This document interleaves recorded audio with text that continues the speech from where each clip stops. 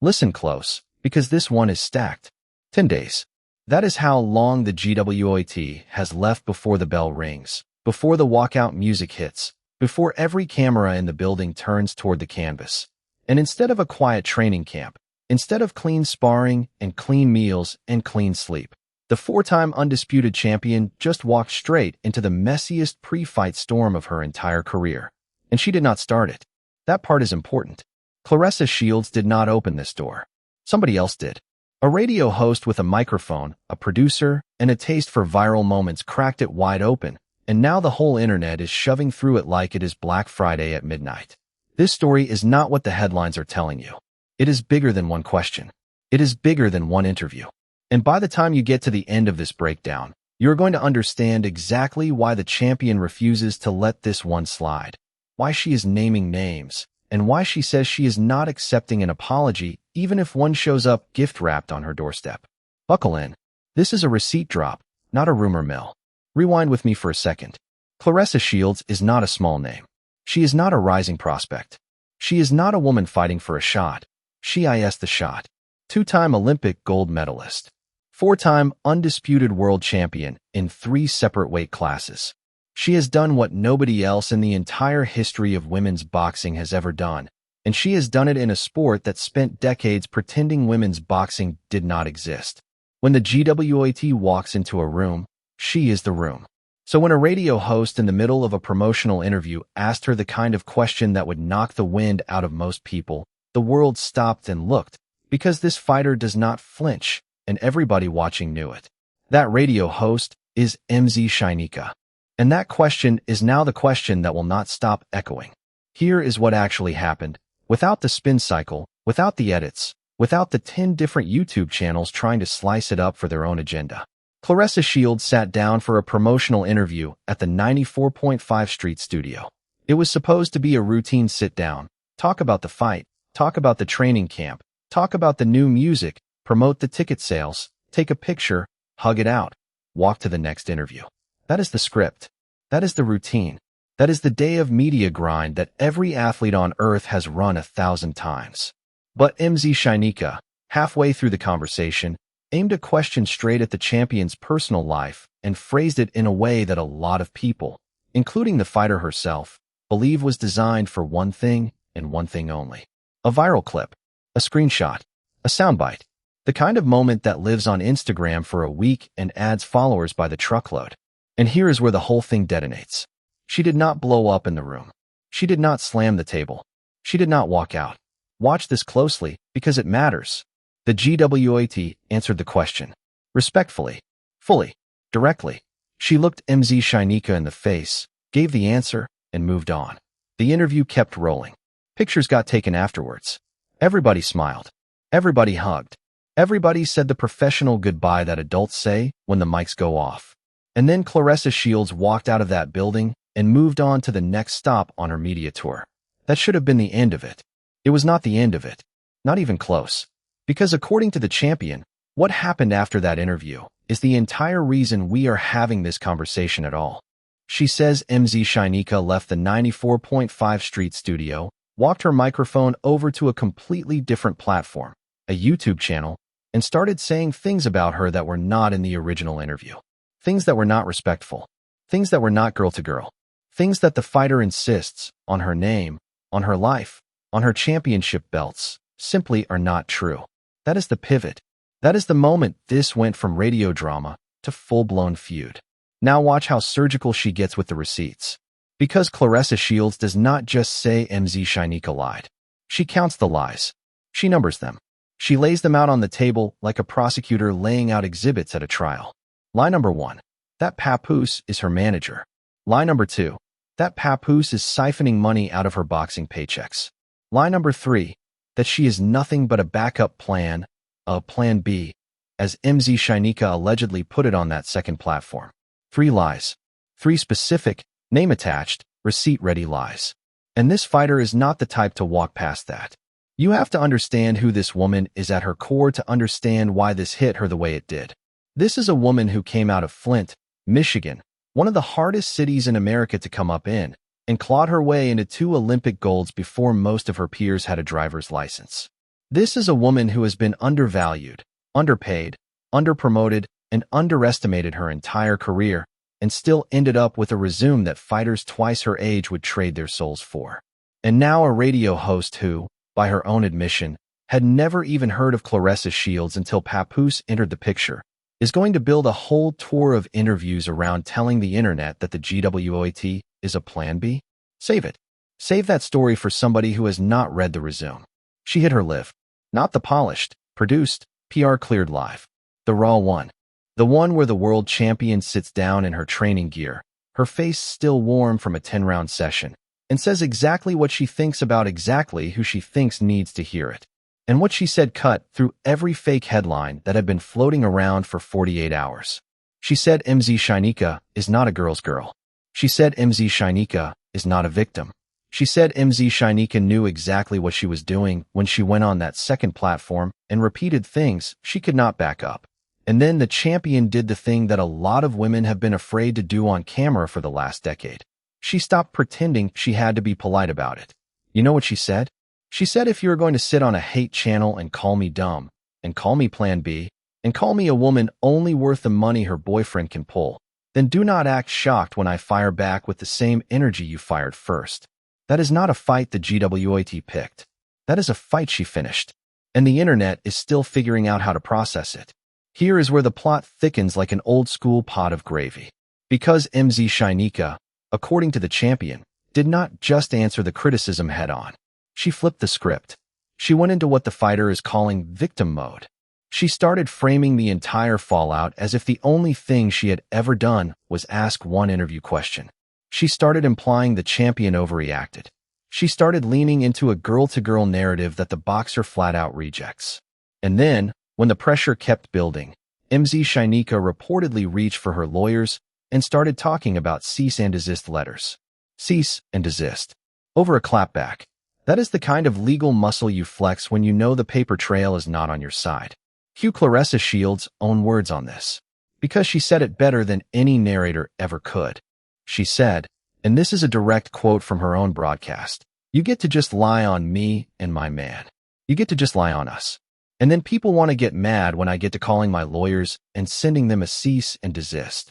That is not a woman flailing. That is a woman with a paper trail of her own.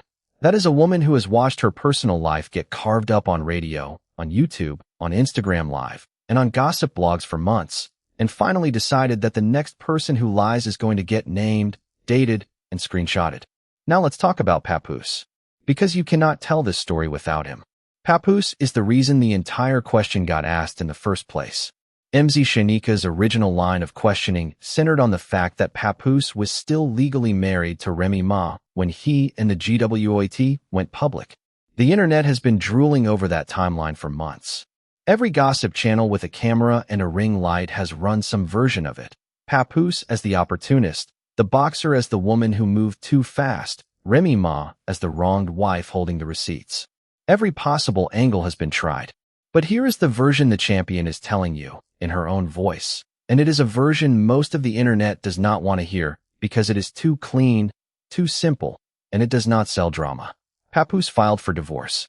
He filed for divorce because he wants to be with her. Not because she pushed him. Not because she trapped him. Not because she is running a con. Not because he is running a con. He filed because he loves her. That is what she says. And she does not appreciate the fact that every single time she says it, some radio host or some YouTuber or some distant cousin comes crawling out of the woodwork to rewrite the sentence. As she put it herself, why can't it just be that he loves somebody else? Why does it have to be Plan B? Why does it have to be a con? Why does it have to be a hustle? Why can't she just be the woman a grown man fell in love with? That is the sympathy pivot the internet keeps refusing to give her. And Claressa Shields is done asking. She is not the only one talking, though, because as soon as the champion lit the fuse on Mz Shyneka, the celebrity chorus started pulling up chairs. Somebody in the mentions asked her what she thought about Eva Marcille jumping into the mix. She did not blink. She said, and this one is going to sting for a while, I don't give a damn what Eva said. I don't know her. And she need to look at the whole situation before she say anything to me. That is a full-tank clapback with the flag on the play. That is a champion telling every C-list commentator with a podcast that if you want to slide into her business without doing the homework, You will be introduced to the same treatment Mz Shyneka just got. This is not a TV show.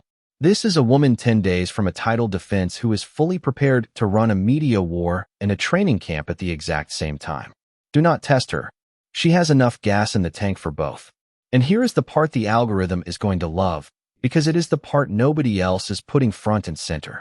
There is a whole ecosystem of YouTube channels built around dragging this boxer. Entire channels. Not one video. Not two videos.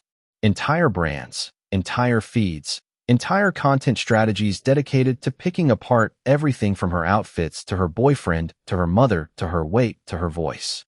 She calls them hate channels, and she is not exaggerating. And Mz Shyneka, according to the fighter, walked her microphone straight into one of those hate channels and let it record. That is the moment the professional interview became a personal issue. That is the moment the champion stopped seeing Mz Shyneka as a colleague and started seeing her as a collaborator with the very people trying to tear her name down for clicks. And that is the sin the champion refuses to forgive. Something in this timeline refuses to sit still, and here it is. Claressa Shields is not asking Mz Shyneka for an apology. Let me repeat that, because it is one of the most powerful sentences of the entire broadcast. The champion does not want an apology. She said it plainly. I don't even want no apology from Mz Shyneka. You said what you said, and you were wrong for saying that. You don't know me, and you don't know Papoose. You don't know our relationship. That is not a woman looking for closure. That is a woman closing the door. Let's break down the sympathy pivot, because this is the moment where the whole broadcast turns from a fight to a mirror.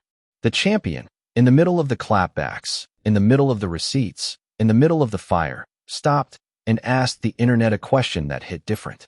She asked, essentially, why can't she just be somebody worth loving? Why does every headline about her have to start with what she is worth to somebody else? Why can't a champion also be a woman? Why can't a woman also be the GOAT? Why can't the GOAT also be the girl a man loved so much he filed for divorce to be with her? That question is not a rant. That question is a plea. And it is the kind of plea that lands with every woman who has ever been reduced to a footnote in her own life story. But she does not stay in that vulnerable place for long. She never does. She is a fighter. Fighters do not linger in the corner between rounds. They step back out into the middle. And so she stepped back out. She named the men in her comment section who she says are behaving like little girls. She said if she was their girlfriend, she would dump them. She said they should go put some heels on and hit a corner. She called them betas. Not alphas. Betas. And she said it with the same smirk you have seen 1,000 times before she steps into the ring. That is a fighter's mic drop.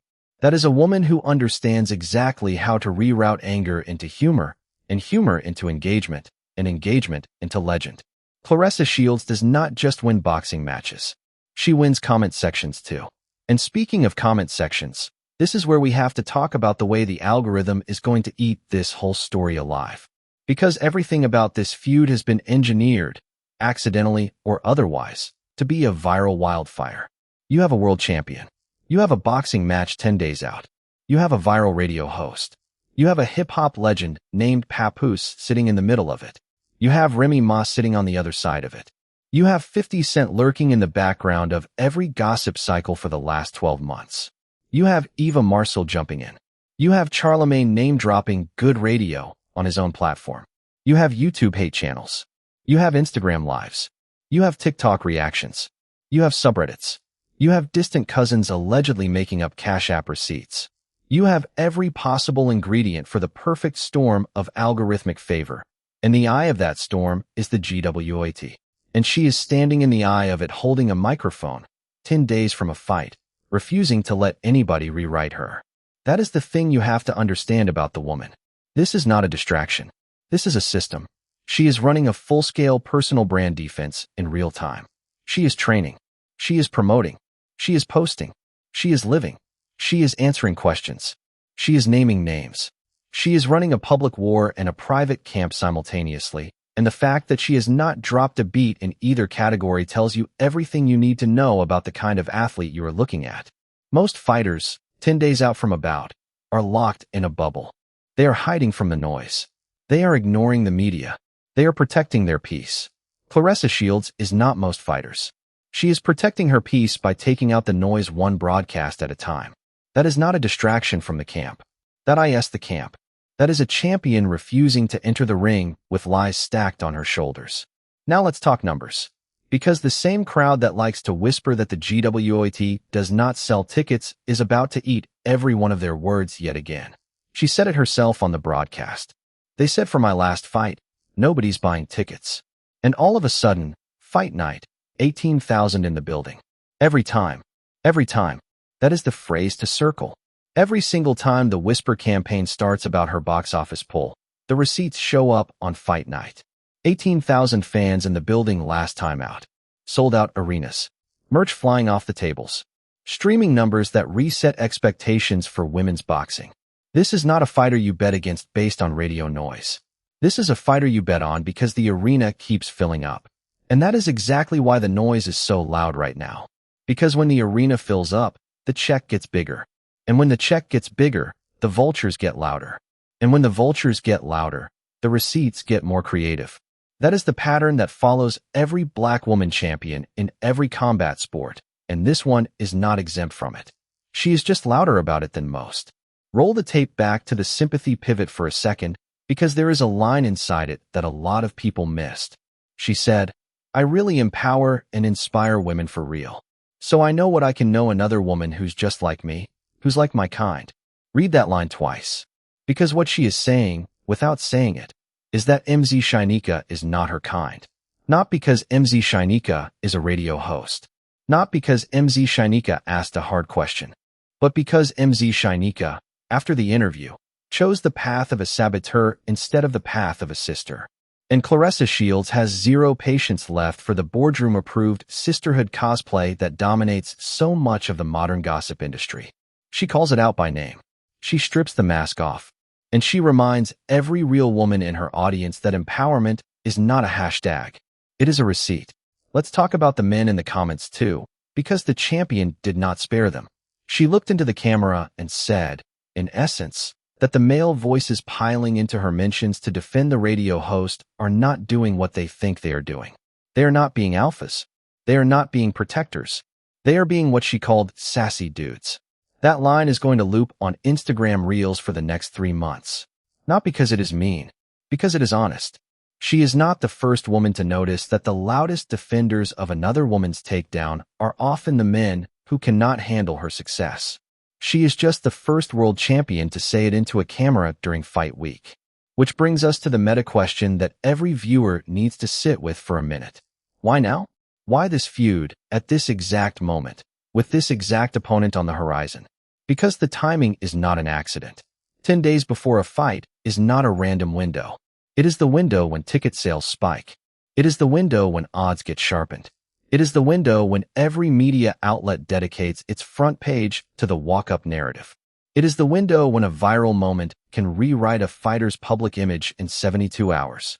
And it is also the window when the vultures know a champion is most vulnerable, not because she is weak, but because she is focused. Claressa Shields, apparently, has energy for both. So who is Mz Shyneka in the middle of all this? Because if you have not spent the last week living on gossip reels, you might be new to the name. Mz Shyneka is a radio personality out of Atlanta, primarily known for her run on the morning show at 94.5 Streets. She has built a personal brand around asking pointed, viral-ready questions. She has been on air for years. She has interviewed everybody from established rappers to reality TV stars to athletes. She is, by every industry standard, a professional, which is why the fallout from this interview has been so intense. This is not a rookie microphone. This is a veteran host with a track record. So when the champion says Mz Shyneka knew exactly what she was doing when she walked to that second platform, that accusation carries weight. That is not the naive mistake of a new hire. That is, in the fighter's framing, the calculated move of a media professional who knew the algorithm would reward her for going harder off-air than on. Even Charlamagne the God weighed in. Charlamagne, sitting on his own iconic morning platform, apparently said the original question was good radio. The boxer, in her broadcast, agreed. She said the same. Good radio. That is a professional courtesy. She did not deny it. She did not scream at the sky. She granted the point. Good radio is good radio. But, and this is the surgical distinction Claressa Shields keeps making over and over at every angle, Good radio in the studio does not give you a hall pass to lie about a woman on somebody else's YouTube channel afterwards. Those are two different behaviors. Those are two different offenses. Those are two different moral scoreboards. And she is only interested in the second one. Watch the sequencing carefully, because this is where the villain construction gets its final polish. First, the champion gives Mz Shyneka the benefit of the doubt. Second, she answers the question respectfully. Third, she takes the picture afterwards. Fourth, she moves on. Fifth, Mz Shyneka goes on the other platforms. Sixth, Mz Shyneka repeats claims the fighter insists are not true. Seventh, the champion fires back. Eighth, Mz Shyneka plays victim. Ninth, Mz Shyneka lawyers up. And 10th, the boxer lists the 3 lies out loud, on camera, in the exact order they were told. That is a paper trail. That is a case file. That is a champion doing what champions do, writing the fight report before the analysts can spin it. Now let's break down the phrase Claressa Shields used that might end up living the longest. Because in the middle of one of her rebuttals, she said this: 3 big lies. 3 lies. 3. That is not a throwaway sentence. That is a rhythmic hammer. That is a mic drop cadence engineered to lock into every listener's memory. 3, 3, 3. It is a triplet. It is a chant. It is the same syllabic structure that political speeches, gospel sermons, and championship post-fight interviews have used for 100 years. She did not just win the argument. She wrote the highlight reel while she was winning it. That line will be on t-shirts by Monday. And here is another line that is going to matter. When she said, "A person who's liked by everybody is an enemy to themselves. I'll never be an enemy to me." Read that. Read it again. Because that is not a clapback line. That is a mission statement. That is a woman explaining to the world why she is not going to trade her honesty for popularity. That is a woman explaining that being liked by everybody would require her to sit down, shut up, and let other people write her narrative. And Claressa Shields is congenitally incapable of doing that. She has never been quiet about her worth. She has never been quiet about her achievements. She is not about to start being quiet 10 days from a title defense. Some of you are asking, is any of this actually going to affect the fight? Is the drama going to bleed into the training camp? Is the noise going to steal focus from the canvas? Fair question. Reasonable question. And the answer, according to her own words, is a hard no. She said it plainly. I've been training hard as hell. 10 days out. I am in shape. Shape. Not shape. Shape. That is the champion's way of telling you the camp is peaking exactly where a camp should peak 2 weeks out. She said she did 10 rounds the same day she went on live to address the feud. 10 rounds. Not a light warm-up. 10 full rounds of championship-level work. And then she sat down on camera and gave the internet a lecture on integrity. If that is what a distracted fighter looks like, sign every fighter up for the same distractions. And here is the twist that most of the analysts are going to miss. This entire feud might actually help her at the box office. Because every single person who has ever said the GWOAT cannot draw is now watching. Every hate channel that has spent months telling the internet nobody cares about her fights is now uploading 3 videos a day about her fights. Every gossip blog is running her name in the headline. Every Instagram reel is stitching her live. Every TikTok fight fan is arguing about her opponent. The awareness has quintupled. The buy rate is climbing. The gate is going to be a story of its own. That is what happens when you try to bury a champion who refuses to be buried. The dirt you throw at her turns into stage lights. Let's zoom in on the sisterhood angle one more time, because it is critical to how this story is going to land with women watching. Claressa Shields, throughout this whole broadcast, kept coming back to one theme. She kept saying, in different ways, that the fake solidarity industry is broken. That when women pretend to be girls in public and turn around and knife each other in private, it damages every real woman doing real solidarity work in the background. She is a Flint kid who has been mentoring young girls in her community for years. She has been doing empowerment work off camera longer than most influencers have been on it. And so when a radio host wraps up an interview and then goes on a hate channel to trash her, the champion does not just see it as personal. She sees it as an insult to the actual work. That is why she cannot let it slide. Before we close this all the way out, we have to zoom in on the money angle. Because when Mz Shyneka's alleged post-interview commentary went straight for the throat of a champion's independence, when you say a woman's man is her manager, when you say he gets a piece of her boxing check, When you say she is plan B in his life plan, you are not just insulting her relationship. You are attacking her autonomy. You are attacking her career.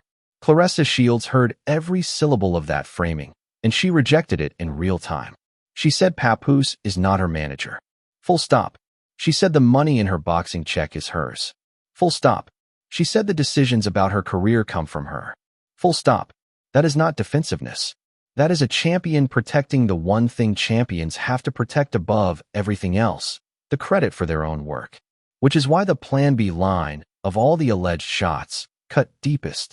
Because Plan B is not just an insult. Plan B is a categorization. Plan B is a downgrade. And this fighter is nobody's Plan B. She has never been anybody's Plan B. She is a Plan A in every single room she has ever walked into. 2-time Olympic gold. 4-time undisputed. She was Plan A in Rio. She was Plan A in London. She was Plan A the night she headlined Little Caesars Arena. Anybody trying to paint her as a backup is auditioning for the same fate Mz Shyneka just walked into. Consider that a public service announcement. Let's tie the whole knot. Here is the summary, one more time, for the folks who tuned in late. The GWOAT sat down for a routine promotional interview at 94.5 Streets. The host, Mz Shyneka, asked a question about her relationship with Papoose that many in the audience felt crossed a line. She answered respectfully in the moment. After the interview, according to the champion, Mz Shyneka appeared on other platforms, including channels she describes as hate channels, and repeated claims she insists are lies. 3 specific lies. Papoose's manager. Papoose's money taker. The fighter is Plan B. She responded on her own live, calling out every claim by name. Mz Shyneka reportedly moved toward legal action, including cease-and-desist paperwork. Celebrities such as Eva Marcille jumped in. Charlamagne offered his own commentary. Fans, hate channels, distant cousins, and comment section warriors piled on from every direction. And through all of it, Claressa Shields kept training, kept promoting, kept posting, kept working. 10 days out. In shape. So drop your verdict in the comments. I am reading every single one. Is this pre-fight noise, calculated distraction warfare? Or is the GWOAT writing the blueprint for how modern champions are supposed to defend their name in the algorithm age? Do you think Mz Shyneka went too far? Or was she just doing her job? Was Charlamagne right to call it good radio? Or does that framing let the aftermath off the hook? Does Papoose deserve the credit he is being given? Or is the internet right to be suspicious? Tell me. Argue with me. Argue with each other. This comment section is about to be the second best fight of the week. And one more thing before we close the round. Because if you have made it this far, you already know this story is not going to end tonight. 10 days is a long time in fight week. 10 days is enough time for another interview to drop, another live to go viral, another hate channel to upload another hit piece, another celebrity to jump in the mix, another cousin to appear from another decade. The champion is going to handle every single one of them in real time, and this channel is going to break down every single beat as it happens. So do the thing. Subscribe, like, hit the bell, and stay in the corner. Because when the bell rings on fight night and Claressa Shields walks to the middle of that canvas, you are going to want to remember this moment. The moment a champion in the middle of camp put the entire gossip industry on notice and did not miss a single training round while doing it. That is the receipt drop for tonight. See you at the next round. Same corner. Same energy. Same champion. New chapter. Let's rewind to Papoose one more time, because there is a subtle detail in the broadcast that most listeners are going to fly right past, and it is important. She did not just defend Papoose. She defended the ordinariness of falling in love. She said, essentially, why can't this just be what it looks like? Why can't a grown man file for divorce because he found the person he actually wants to be with? Why does every internet forum need a conspiracy theory to explain a relationship? Why does love need a spreadsheet? Why does happiness need a receipt? That framing is disarming because it is human. Claressa Shields is asking the internet to remember that people are people, that relationships are relationships, that sometimes the boring, simple, human explanation is the true one. And she is right. Sometimes the truth is boring. Sometimes the truth is just love. The internet does not know what to do with boring truths, so it invents interesting lies.